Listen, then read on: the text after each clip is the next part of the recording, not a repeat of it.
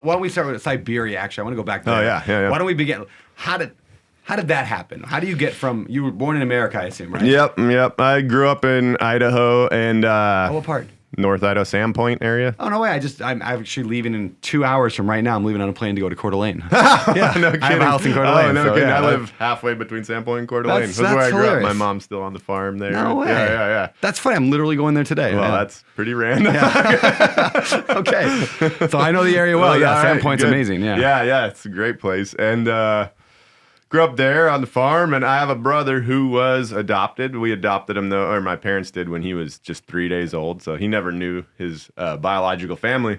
When he grew up, he wanted to find his mom and tell her thanks for giving him a chance, and it was about when I was 20 years old, he found his biological family, and he had a brother that was my age. And that guy was going to go to Russia and help this missionary build an orphanage, and kind of told me about that whole operation. And I, long story short, decided to just get a ticket for a year and head over there and help out. And I'd never prior thought about going to Russia. But when I got there, for one, I felt a real strong sense of purpose. But then I also, so I bought a ticket for a year, and just dove right in. And I got there, helped the guy build the orphanage. He's an awesome dude, but he was born in America, and I wanted to live with Russians. So he sent me to a neighboring village, and I lived with a couple Russian families. That's Siberian village life, cutting hay with a sai and stacking it in those little piles as they do, and milking the cow every morning, and all that kind of stuff. But also common in Siberia is all the men that I knew in that village had been to prison, and they had all been to prison together. Oh. So they'd all tell me like, oh, when you got to go up north and meet my buddy up north, that they were in prison with, and so they were real close. They'd found God in prison together and, really consider themselves brothers. So eventually that guy who was a fur trapper in the north came through and invited me to go live with him. And the story just kept rolling from there. So I went up there, spent a season with him fur trapping. He showed me all the ropes and earned his trust. And he just so happened to be an Evenki which is native, in Siberia. They kind of have more of an Asian look or Mongolian look. And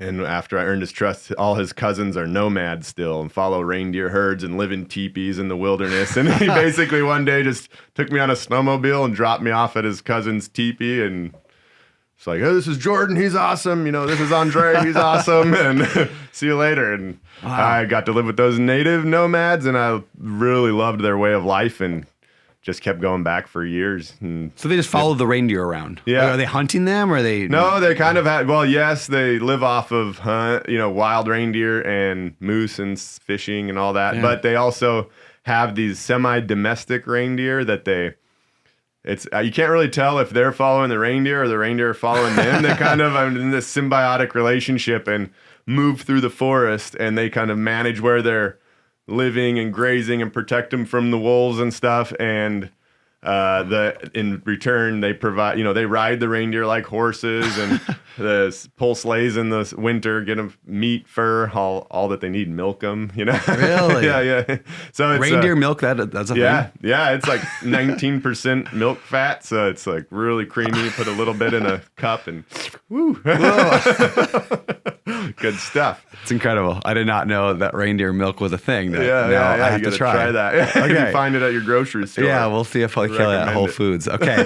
All right. So, do they speak English? Did you speak no, their by language? that time I had learned Russian. So, and most of them speak Russian. It's though they have a native Evenki language, it's one of those things where the older generation speaks all in Evenki. Okay. Our age folks half and half, and the young generation solely Russian. So it's kind of an interesting crossway in their culture right now. Had you read, this is random, have you read The Tiger? You don't know the book The Tiger? There's a book called The Tiger. I actually heard about it because Ryan Holiday was on Joe Rogan, and he mentioned the tiger. But anyway, it was about a tiger in Siberia. Did you have tigers? I mean, is that a thing? No, they do in Siberia, but that's far east Siberia, kind of, by the Pacific Ocean, and we were dead center of Russia, like central northern Siberia, kind of. Yeah, that's wild. So a ways from the tigers, but it was a wild land. Some of the most I mean, the most wild land on earth. Fly over it in a helicopter for hours and see nothing. Yeah, but, crazy, man. Mm-hmm. So when did you come back home to the States? I spent the better part of, I spent a total of 5 years there over the course of 10 years. You know, I'd come back to the States, earn some money, go back, live there. And my last trip was in 2015. Wow. And so that one was with my wife, who was at the time pregnant.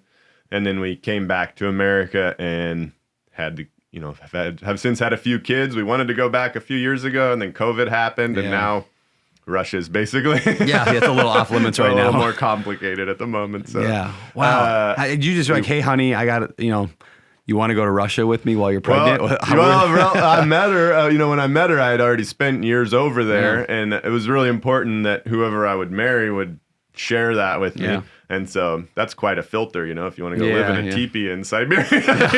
There's not so many people. But when I met her, she had been living in China for a couple of years, and we kind of connected on that semi-nomadic lifestyle. And she was all about it. She went over there, spent most of a winter in Siberia, and the one winter she lived with me. We're in a teepee in the middle of Siberia, negative 56 is what I think it got down to. But she did great, and that winter we came back to the States, and then went back over. And the next summer that we went, she was pregnant, and that was an adventure also. But that's great.